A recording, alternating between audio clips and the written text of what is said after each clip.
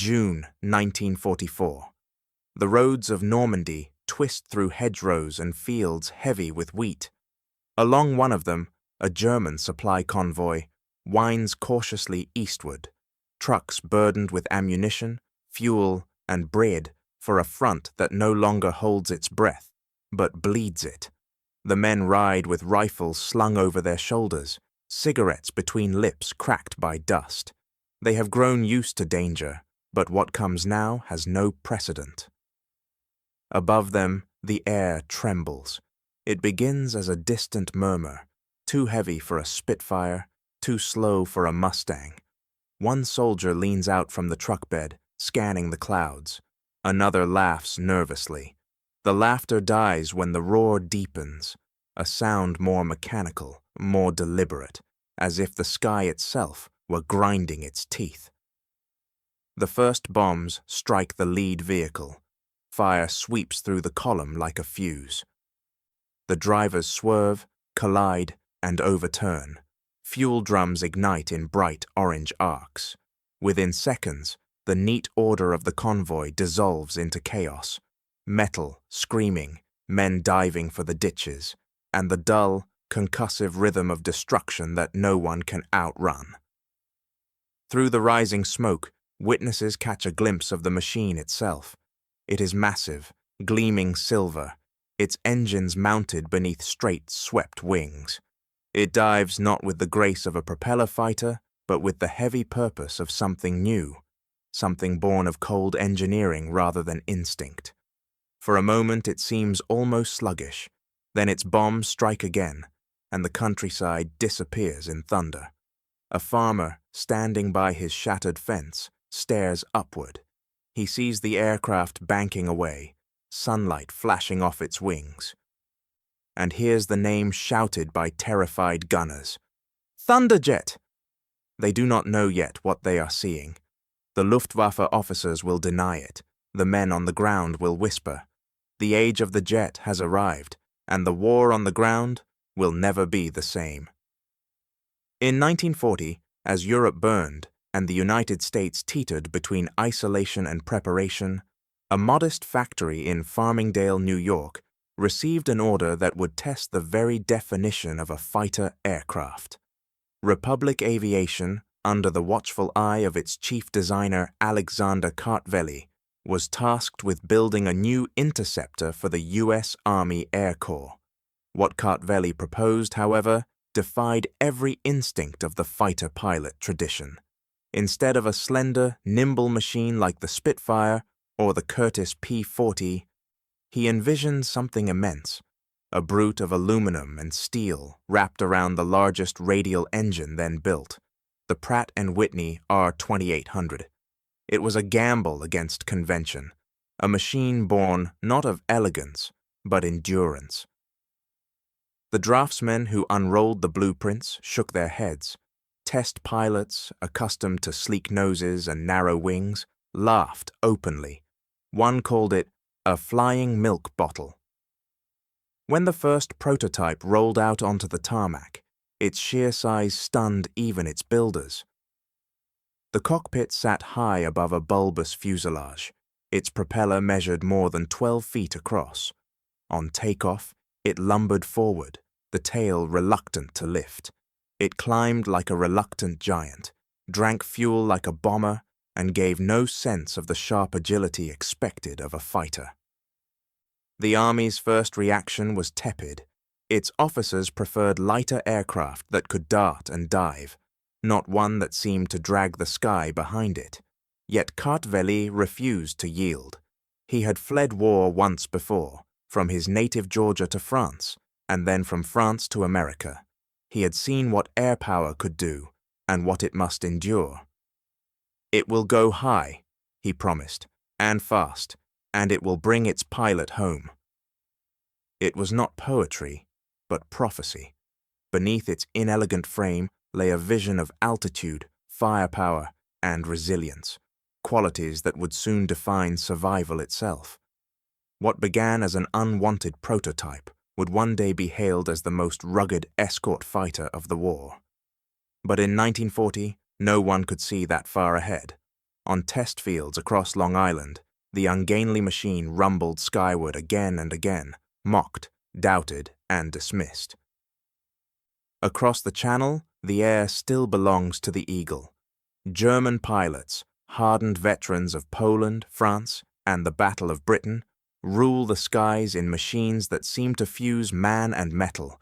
The Messerschmitt Bf-109 and the Focke-Wulf FW-190 are the emblems of that supremacy.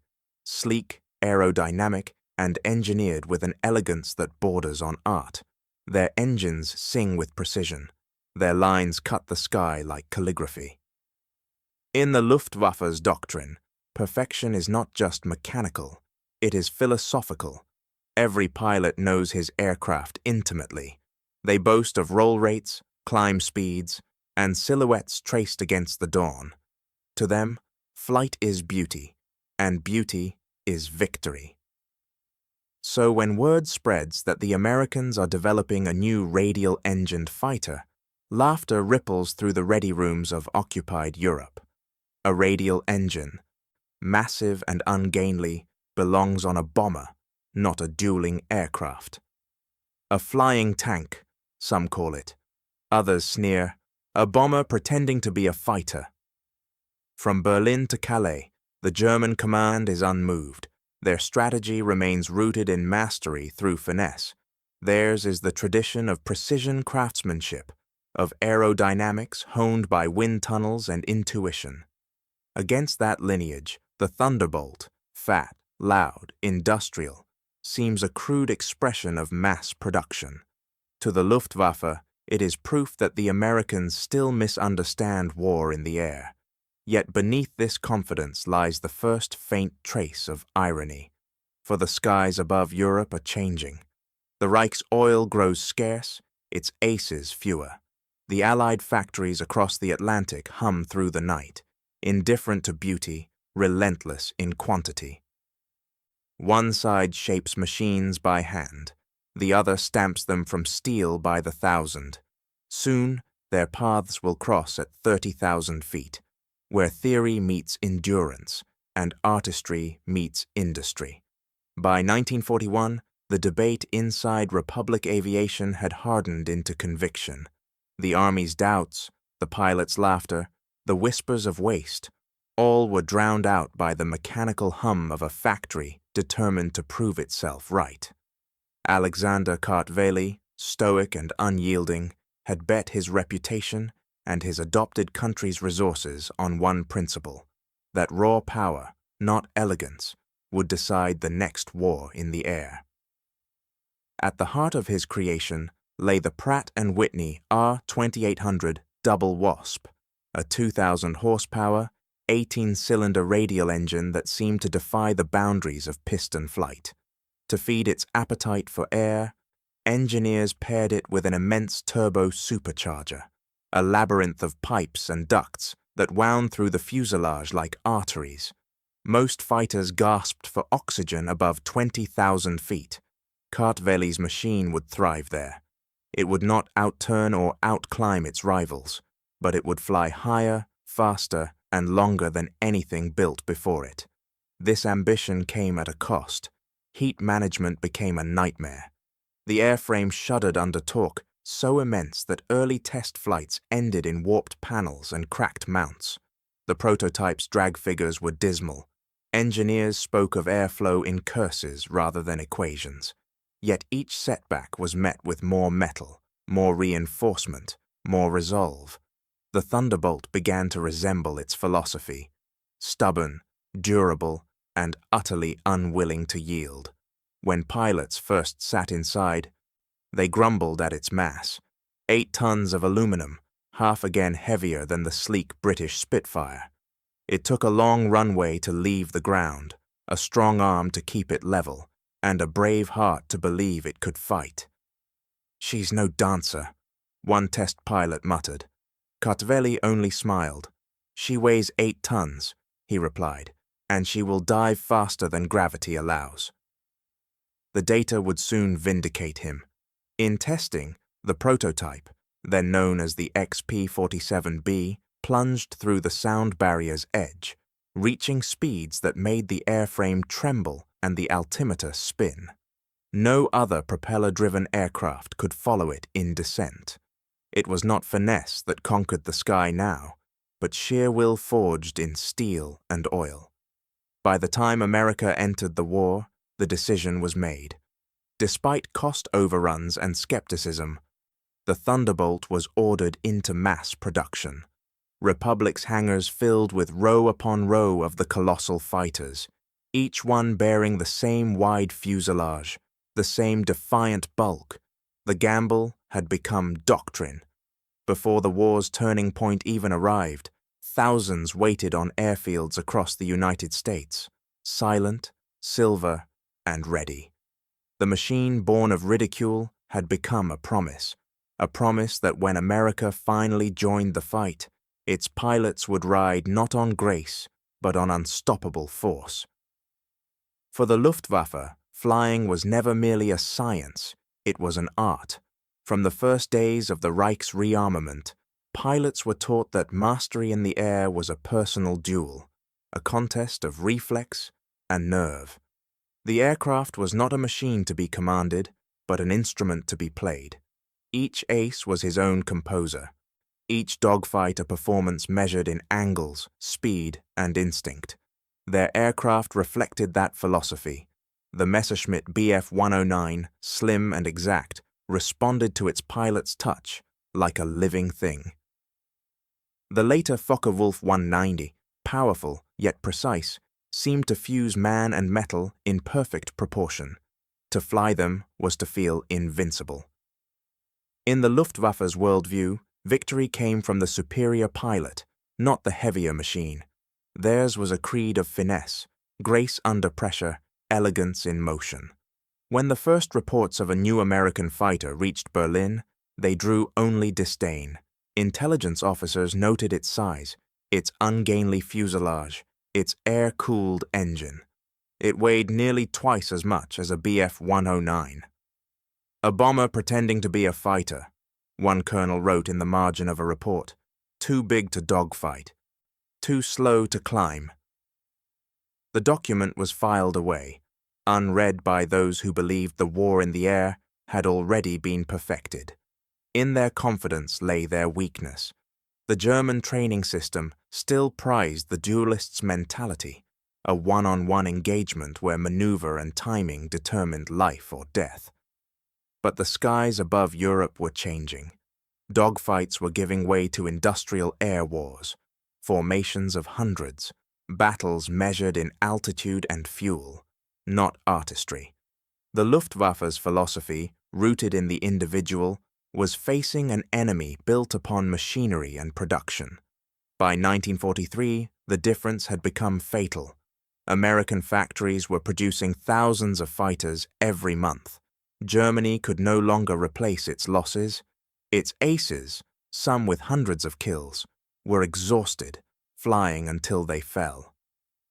They still believed that skill could overcome numbers, that perfection of movement could defy inevitability. It was a beautiful illusion, but one that kept them fighting long after the war had turned against them. The P-47 Thunderbolt, dismissed as too heavy to matter, would soon shatter that illusion. Its weight, once mocked, became armor. Its altitude, once doubted, became sanctuary. Its speed in a dive could escape any pursuer. And when its 850 caliber guns opened fire, they tore through wings and fuselages that had once defined Europe's mastery of the air. But in 1942, the Luftwaffe still laughed at the reports. They believed their sky was eternal, their doctrine unassailable. In the spring of 1943, the P-47 Thunderbolt crossed the Atlantic and entered combat for the first time. Painted in dull olive drab, its surfaces still rough from factory tooling, it stood out on the airfields of southern England like a giant among thoroughbreds. The men who would fly it, many transferred from lighter, more agile aircraft, studied its broad wings and thick fuselage with equal parts curiosity and doubt. They had heard the jokes from home and the laughter from the enemy. Too heavy, too slow, too late. Now they would learn the truth firsthand, above occupied France. Their mission was brutal in simplicity. Escort the great formations of B-17 flying fortresses and B-24 liberators deep into Europe, protecting them from Luftwaffe interception. It was a duty measured not in elegance, but in endurance. The early Thunderbolts struggled, their fuel capacity limited range, forcing them to turn back while bombers pressed onward alone. The early radio systems were unreliable. Squadrons lost contact in cloud and confusion. To many pilots, the aircraft felt like a burden, a magnificent engine shackled by its own weight. Across the Channel, the Luftwaffe waited. Veteran German pilots dove from the sun in their Messerschmitts and Focke-Wulfs, confident in their superiority. They could outclimb, outturn, and seemingly outthink the new American machines. The P-47, one ace reportedly joked, is a bomber that forgot its bombs. Their laughter echoed through occupied airfields until the first dive. For in descent, the Thunderbolt revealed its secret. The massive airframe that hindered its climb now became an advantage. When a P-47 nosed down, gravity seemed to bend in its favor. Its 8-ton frame sliced through the sky faster than any piston aircraft alive, reaching speeds that made pursuit suicidal. The German fighters followed, and their wings began to shudder. Compressibility, that invisible barrier near the speed of sound, claimed them before their bullets could. American pilots adapted quickly. They stopped fighting in circles and began fighting in dimensions. Boom and zoom, they called it, a vertical dance of energy, altitude, and timing.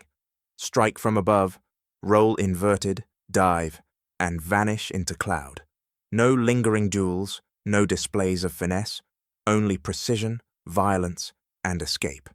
The Thunderbolt was becoming something new, not a duelist's blade, but a hammer, and when that hammer struck, it struck with overwhelming force. 850 caliber Browning machine guns lined its wings, their combined firepower shredding armor, fuel tanks, and fuselages in a single burst. Pilots described targets disintegrating under sustained fire. What had been mocked as clumsy now carried an unmatched sting. By the end of 1943, respect replaced ridicule. The Thunderbolt was not graceful, but it survived. It did not dance, but it destroyed. The Luftwaffe began to notice that the flying milk bottle always came home. By mid-1943, the Thunderbolt was no longer an experiment. It was a question. Could this immense industrial machine, mocked for its weight and thirst, truly become the spearhead of America's air war? The answer, like the aircraft itself, would not come through elegance. It would come through endurance, through learning, and through blood. The U.S. Army Air Forces were methodical in their analysis. Every combat sortie generated a written report, every loss dissected by engineers and tacticians. Early encounters had revealed the Thunderbolt's flaws in brutal detail: insufficient range, erratic radios, limited climb rate. Commanders did not conceal these shortcomings. They studied them. The 8th Air Force's intelligence officers spread maps across tables in English airfields, tracing the black lines of bomber routes and calculating how far their fighters could go before the fuel gauge forced them home. The solution began not in strategy, but in steel and fuel. Engineers developed external drop tanks, simple metal cylinders mounted beneath the wings, each holding an extra 100 gallons of gasoline. With these, the Thunderbolt could finally stretch beyond the French coast, escorting bombers deeper into the continent. It was a small innovation, but a decisive one. Range meant relevance. For the first time, American pilots could follow the fight instead of leaving it behind. At the same time, the aircraft's greatest liability became its greatest strength. The turbo supercharger, originally a mechanical headache, gave the Thunderbolt a unique advantage at high altitude. Where German engines struggled for breath, the P-47's double Wasp roared with steady artificial oxygen. Above 25,000 feet, the heavy fighter came alive. Pilots began to realize that this was not a plane meant to duel. It was meant to dominate from above.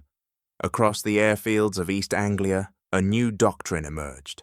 Fighter groups drilled in coordinated diving attacks. Teams of Thunderbolts plunging from the stratosphere, releasing their fury, then climbing away before the enemy could respond. It was aerial warfare reduced to physics and precision. The Luftwaffe's aces, raised in the tradition of the turning fight, were forced to chase ghosts that fell from the clouds and vanished into the haze. Gradually, the pilots stopped trying to make the P-47 behave like a Spitfire or a Mustang. They let it be what it was, fast in a dive, stable in a storm, nearly indestructible. Its thick armor and massive frame absorbed damage that would have ripped lighter aircraft to pieces. Men began returning from missions with wings perforated, control cables severed, and canopies cracked by cannon fire. Yet their engines still turned, and their wheels still touched the runway. "If you want to get home," one pilot said, "take a jug." This transformation did not happen overnight. It was forged through repetition, through the dull, relentless process of trial and adaptation. Each week brought new tactics, new formations, new ways to survive. Squadron briefings evolved from cautious optimism to quiet confidence. The laughter that had once greeted the flying milk bottle faded into a kind of reverence. By autumn, combat reports told a different story. Luftwaffe attacks were being broken apart before reaching bomber formations. The Thunderbolt's 8 heavy guns, each firing 13 rounds per second, had become a wall of lead no German could ignore. Its dive speed turned defense into offense. Its rugged frame allowed pilots to take risks others could not. The mockery had ended. Respect had begun. At bases across England, the mechanics noticed a change in tone. The pilots now patted the broad aluminum flanks of their aircraft before takeoff, not in superstition, but in gratitude. They had come to trust the machine. In the growing roar of the Allied air offensive, trust was worth more than beauty. March 1944. The skies above Germany are no longer empty. They are crowded with the contrails of war, vast silver rivers that stretch across the blue, each one marking the path of a formation that will not return unchanged. In those frozen corridors, the Thunderbolt meets its true rival, the Focke-Wulf 190. The FW-190 was the pride of German engineering, fast, elegant, and deadly at low altitude. It turned with the grace of a predator, struck like a knife, and escaped before its prey could respond. Against it, the early P-47s had struggled, their heavy frames outclimbed and outturned by the nimble German machines. But by 1944, the equation had begun to change. The Thunderbolt's pilots had learned its rhythm, how to use its weight as a weapon, its gravity as an ally. At 30,000 feet, the air was thin and cold enough to freeze breath inside a mask. The Thunderbolt's massive turbo supercharger thrummed like a second heartbeat, forcing air into its engine as if the sky itself were being consumed. When the Focke-Wulfs rose to meet them, the Americans did not circle to fight. They climbed high, banked into the sun, and fell, the heavy jugs descending like meteors, guns blazing in controlled bursts that filled the sky with tracer fire. One pilot described the sensation, "It's not flying, it's falling with purpose.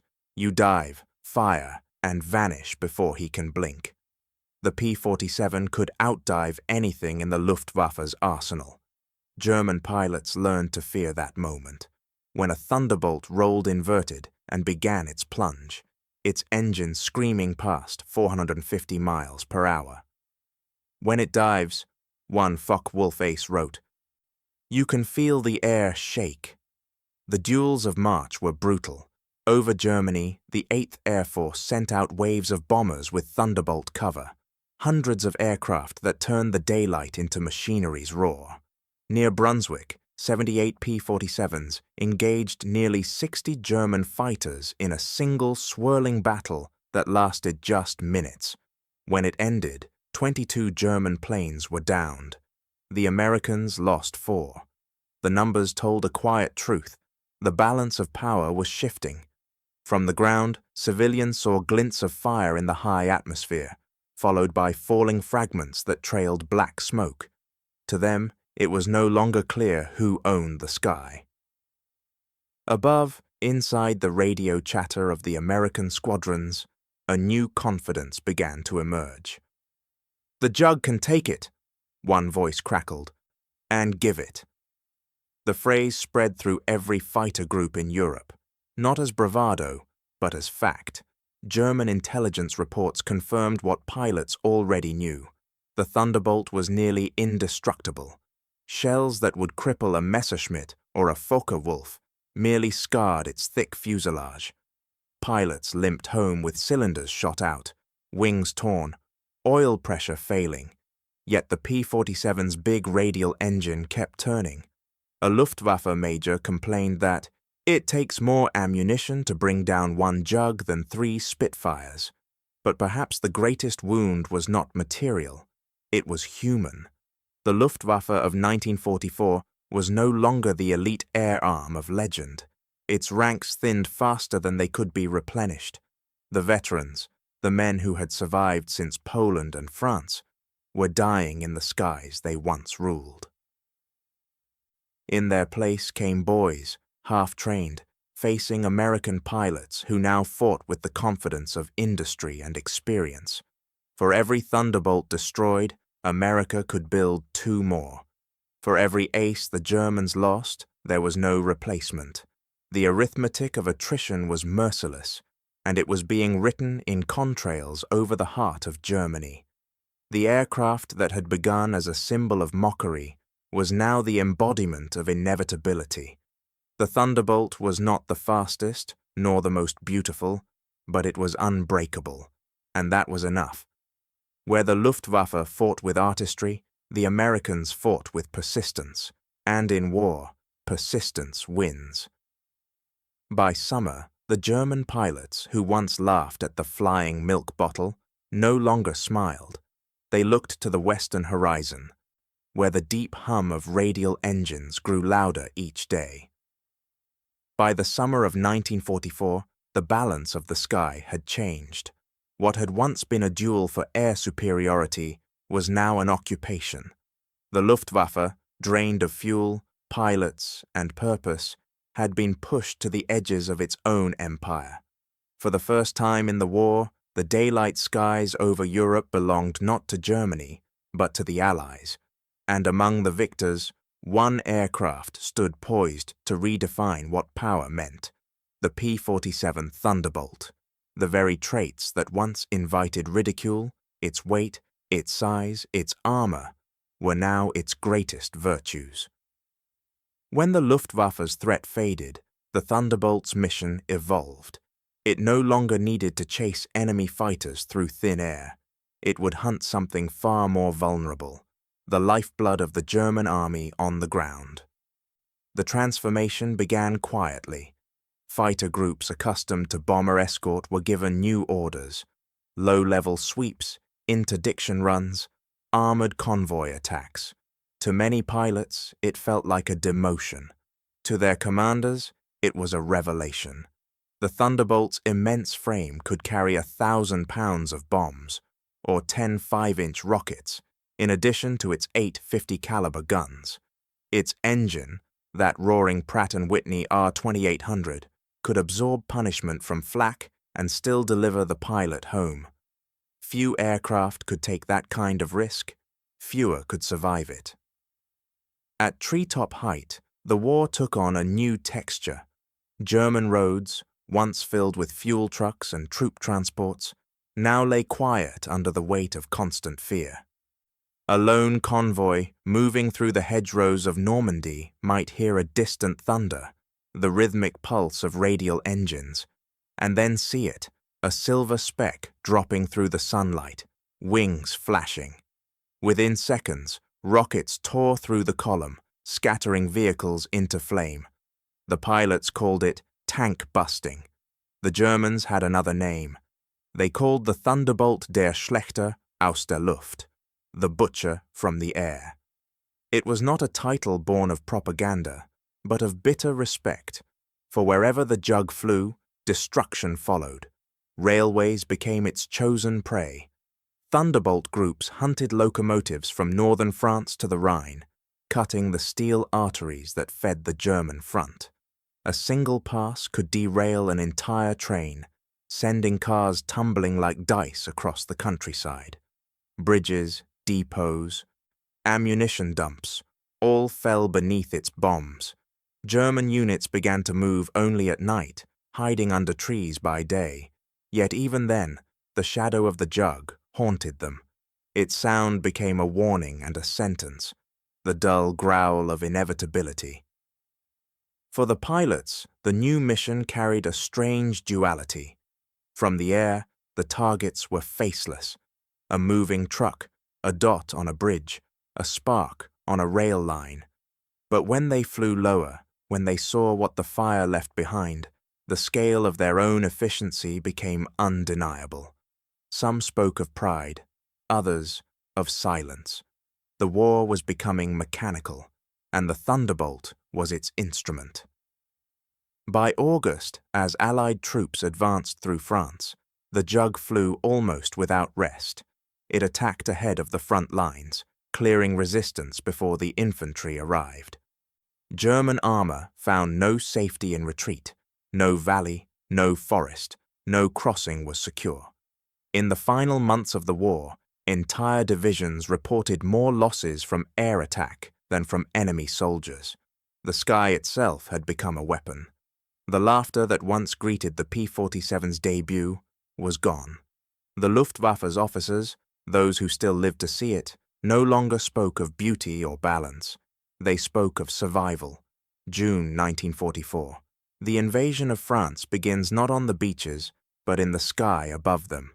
At dawn, the English Channel glows with the reflection of thousands of ships, their wakes tracing white scars across the water, and high above this armada, the P-47 Thunderbolt flies its most important campaign. Operation Overlord, the Allied return to Europe, will depend not only on courage, but on control. In the hours before the first landing craft reach Normandy, the Jugs sweep inland. Their mission is simple, brutal, and indispensable: to strangle the German response before it can reach the coast. Bridges are bombed. Rail lines are torn apart. Convoys vanish beneath the hammer of 8 heavy guns. Every road leading to the beaches becomes a trap.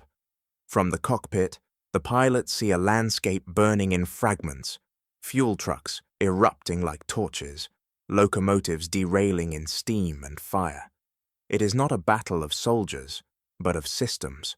The German army, built on coordination and speed, finds itself paralyzed. Commanders who once moved divisions overnight now crawl through back roads under the cover of darkness. The Thunderbolt, massive and merciless, hovers above them like a verdict. Its pilots fly 5, sometimes 6 missions a day. Sleep comes in snatches. Meals are cold rations between briefings. The airfields of southern England buzz without pause, mechanics working by lantern light to reload bombs and patch bullet holes. Each sortie is a piece of the same relentless rhythm, the industrial heartbeat of liberation. Over the fields of Normandy, the Jug's shadow becomes synonymous with fate. German soldiers, once the masters of mechanized warfare, begin to fear the open road. Tank crews abandon their panzers at the first sign of circling aircraft, running for the tree line as the roar deepens overhead. Every road is death, One captured officer writes in his diary, "We drive by night, and even then, we feel them watching." From below, the French civilians witness another perspective, the price and the promise of liberation. Villagers hiding in barns or cellars hear the distant engines, a sound that shakes walls and hearts alike. To them, that thunder is not terror but hope, the voice of a distant power returning at last. Children run to the hedgerows to see silver wings glinting against the sun. One farmer near Caen writes, "Freedom came not in silence, but in thunder." For the pilots, the beauty of Normandy hides its brutality. Low-altitude attacks mean constant danger from flak and small arms fire. Each field conceals a gun. Each smoke plume hides a battery.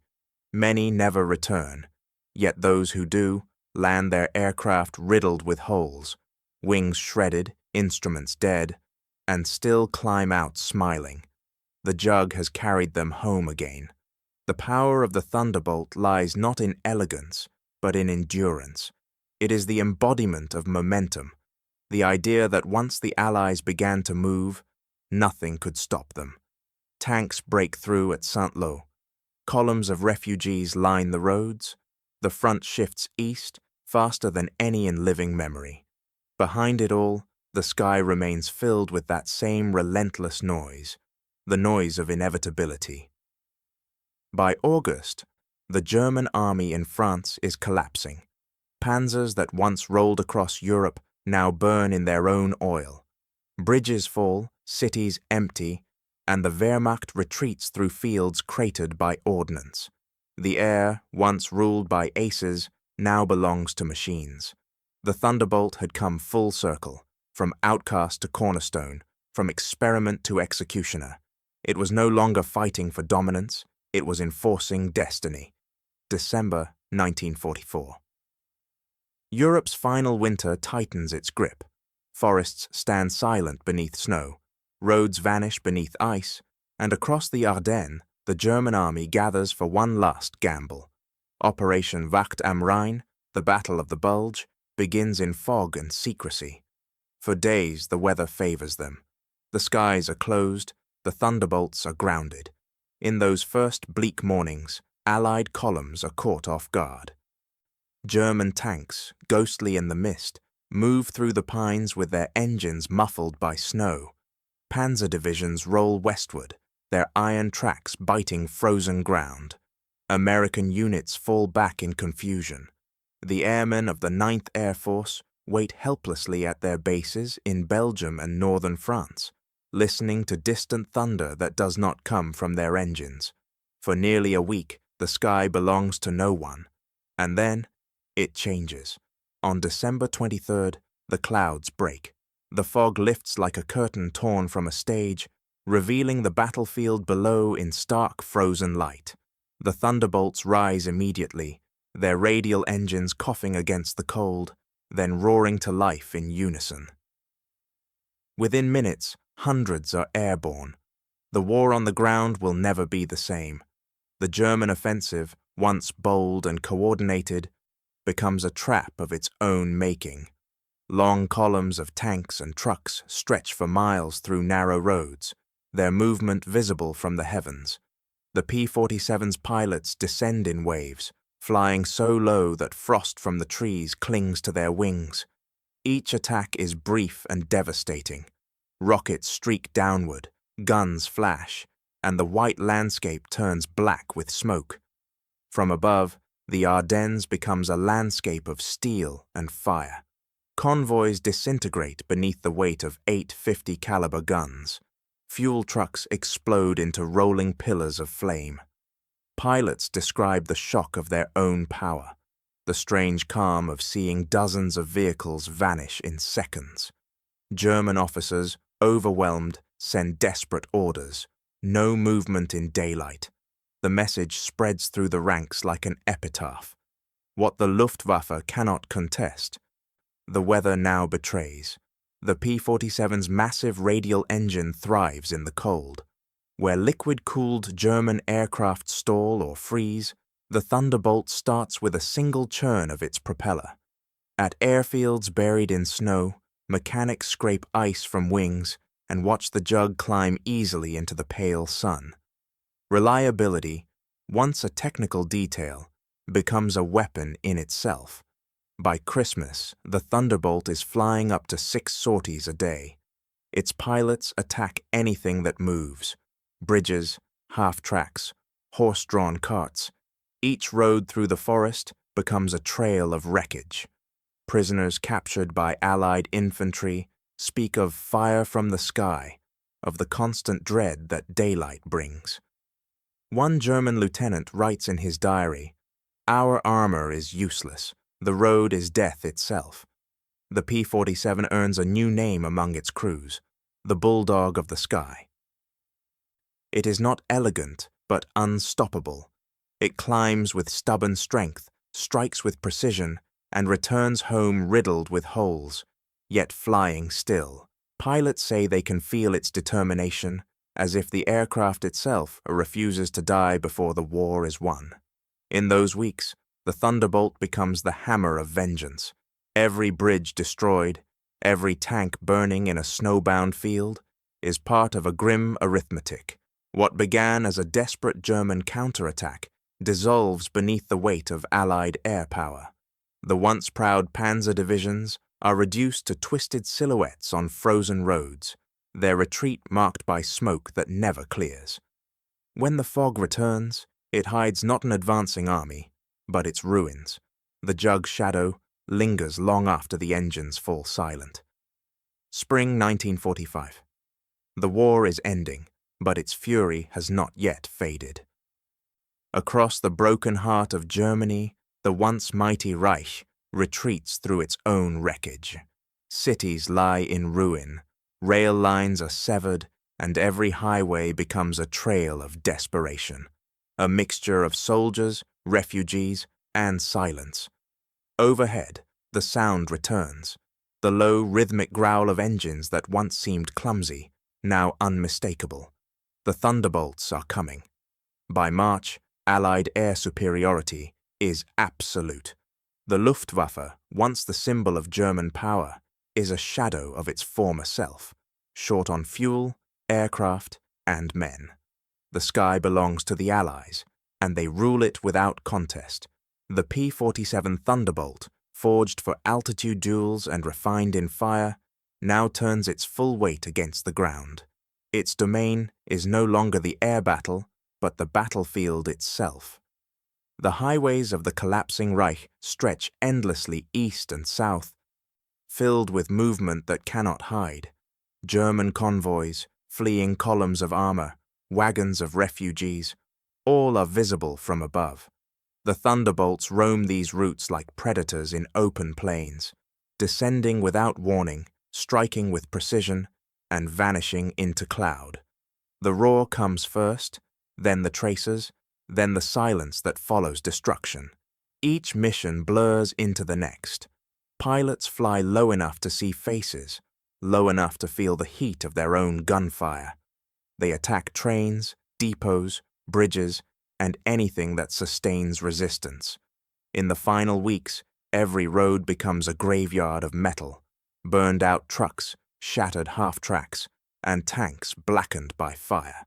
Even hardened SS units abandon their vehicles and scatter into forests. From above, the trees themselves seem to breathe, momentary shelters against a sky that shows no mercy. Reports from the ground grow desperate. "No movement by day," one German staff order reads, "or you will be destroyed."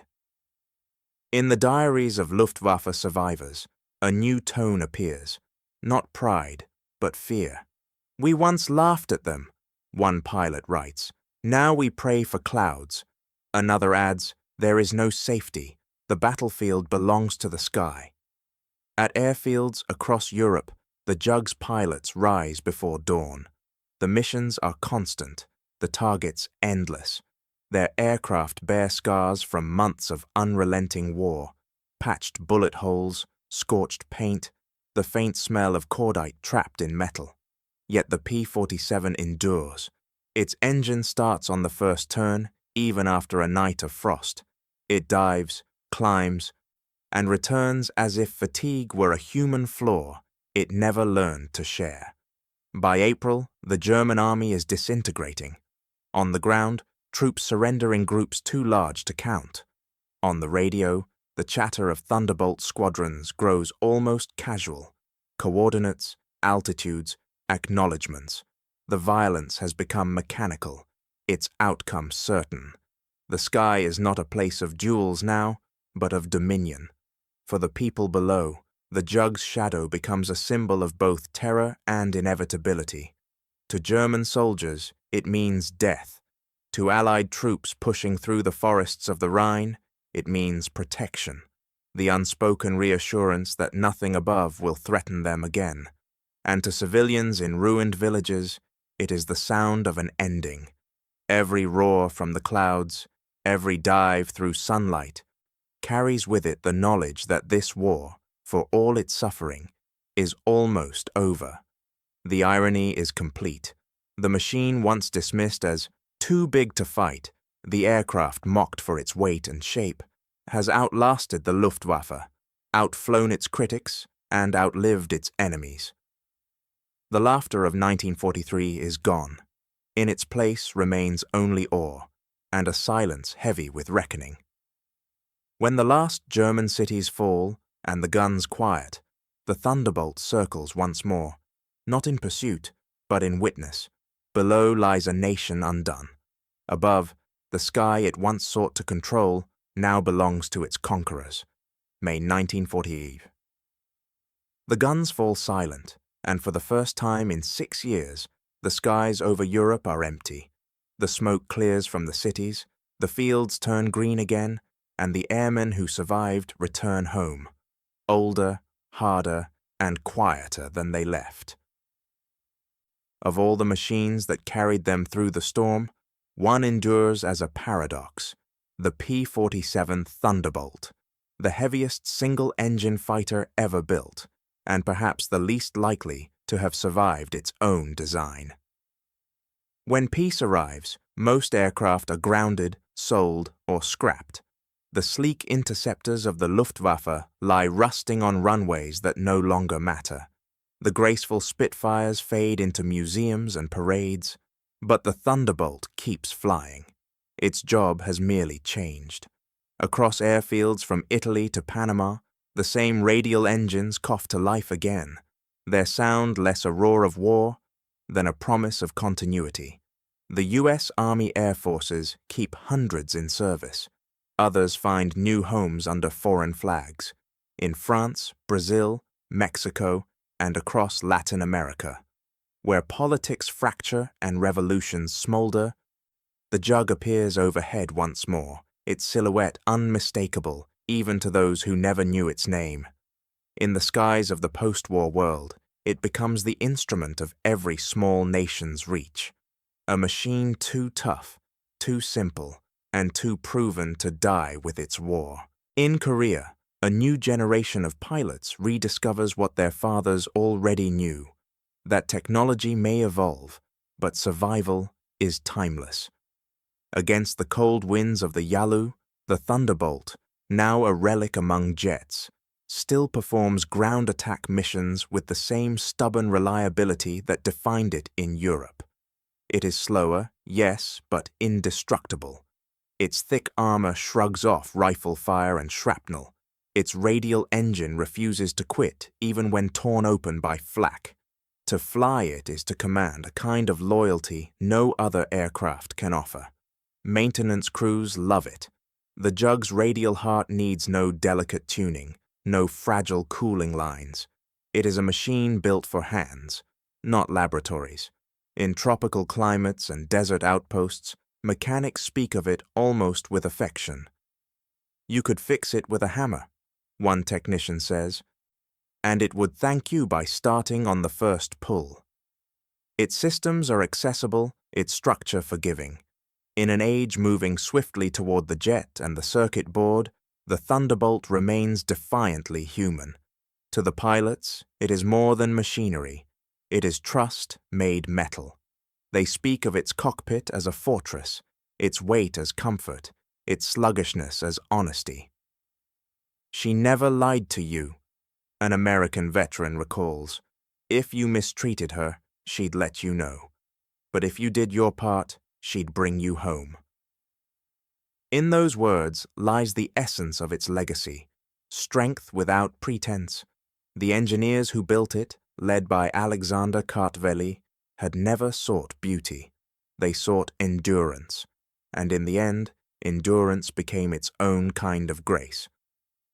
Long after the war, as jet fighters take the skies in sleek new forms, the philosophy behind the Thunderbolt remains rooted in American design. Durability over elegance, function over form. It is the practical poetry of industry, the idea that survival is itself an art. The Luftwaffe's pre-war dream of precision and finesse lies scattered in hangars of twisted aluminum.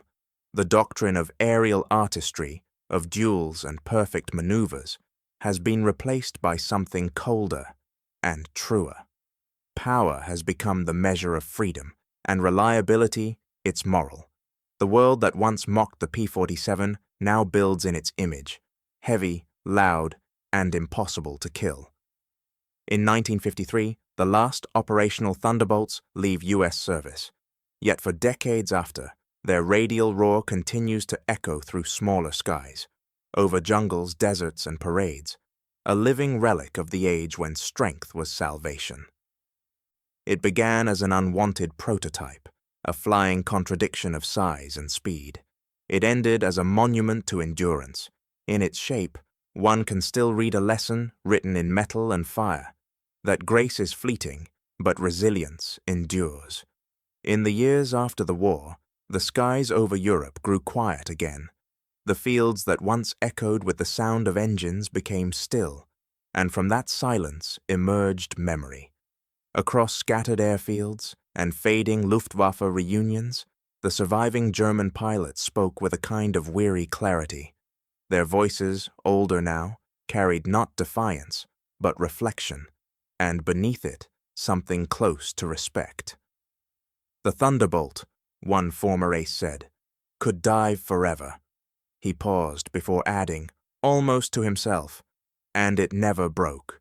To men raised in the creed of flight as art, of precision turns, split-second duels, and instinctive grace, the P-47 had been an insult. Too big, too heavy, too crude. But by 1944, it had become something they could neither outfly nor outfight. The realization came slowly, and then, all at once, the age of the duelist had ended. Before the war, German air doctrine had been built around the idea of mastery, of the pilot as artist and warrior combined. Each ace was both a craftsman and a weapon, his aircraft a personal extension of skill. Erich Hartmann, Gerhard Barkhorn, Walter Nowotny, names that carried the aura of invincibility. Theirs was a philosophy rooted in the individual, in the belief that excellence could bend technology to its will. But the Thunderbolt belonged to a different world, one where success was measured not in duels, but in systems. Its strength did not lie in a single man's talent, but in engineering, production, and coordination. It represented something larger than itself, the idea that machinery, when multiplied by industry and organization, could overcome genius. Where the Luftwaffe had worshipped the artist, the Americans had built an orchestra. Post-war analysts in Germany saw the irony with painful clarity. "We designed for beauty," one engineer admitted. "They designed for endurance." The difference was more than aesthetic. It was moral. The Reich had believed that perfection was superiority. The Allies believed that reliability was power. One philosophy sought dominance through mastery, the other through inevitability. In the end, inevitability won. For the German pilots who survived, that truth carried its own bitterness. Many remembered the first time they encountered the Thunderbolt, its massive outline, its defiant noise, its seeming refusal to obey the laws of flight. "We thought it was impossible," one recalled, But impossibility, he added, was its advantage. What had seemed like brute force revealed itself as design. What had looked clumsy from the ground became invincible in the air. By 1945, the myth of the ace had collapsed. The sky was no longer a dueling ground, but a vast machine of coordination. Radar-guided formations. Factories replaced individual brilliance. The victory of the jug, and of the system behind it, marked the end of an era that had begun with silk scarves and open cockpits. The fighter pilot, once the lone knight of the clouds, became a soldier of a larger machine. Some of the old aces understood this with reluctant admiration. "They were not faster," said one veteran of Yagdashvada 26. "They were not prettier, but they were always there." He looked at the photograph of a Thunderbolt and smiled without joy. The war was lost the day the machine became the hero. In that sentence lies the quiet obituary of a vanished philosophy. The Luftwaffe's pride, its faith in elegance, artistry, and human instinct, had found its mirror in the American jug, heavy, inelegant, but unstoppable. The contrast was more than technical, it was cultural. Germany had pursued perfection. America had pursued persistence. And in the long arithmetic of war, persistence proved the deadlier art. In the end, even the veterans who once mocked it learned to respect the machine they had feared too late. The Thunderbolt had no legend of glamour, no poetry in its name, only purpose, fulfilled completely. It was not beautiful, it was inevitable. A hangar in the late afternoon. Dust hangs in golden light, catching on the rivets of a machine that should have been forgotten. The men who tend it move slowly, reverently, as though waking a sleeping relic. Outside, the air trembles with quiet anticipation. Then, with a sudden cough and a rush of smoke, the Pratt & Whitney R2800 turns once more. The sound begins low, hesitant, and then deepens into that familiar rhythm, a mechanical heartbeat of iron and fire. The engine's roar fills the space, a living echo from another century. The veterans who stand nearby do not speak. They simply watch. Some smile faintly, others stare as if seeing ghosts rise in the fumes. For them, the sound is not nostalgia. It is memory of smoke-blackened roads in Normandy, of flak bursts over the Ardennes, of the steady thrum that once meant survival. The jug lives again, and with it, a world that once burned. It is not a beautiful aircraft. Not even now, gleaming in restoration, can it be mistaken for grace. Its wings are thick, its fuselage broad, its lines stubbornly practical. Yet to those who know what it did, it is perfect. Because beauty, as war taught them, was never about shape or symmetry. It was about what endured. When the Thunderbolt lifts from the runway, the airfield shudders. Its climb is slow, deliberate, almost reluctant. But when the pilot banks, the sunlight catches its wings, and the sound rolls outward like distant thunder. For a moment it is 1944 again. The sky belongs to industry, and the world beneath it waits in awe. The era it ruled is long gone. Jets now carve the heavens, guided by computers and satellites, their engines screaming with precision.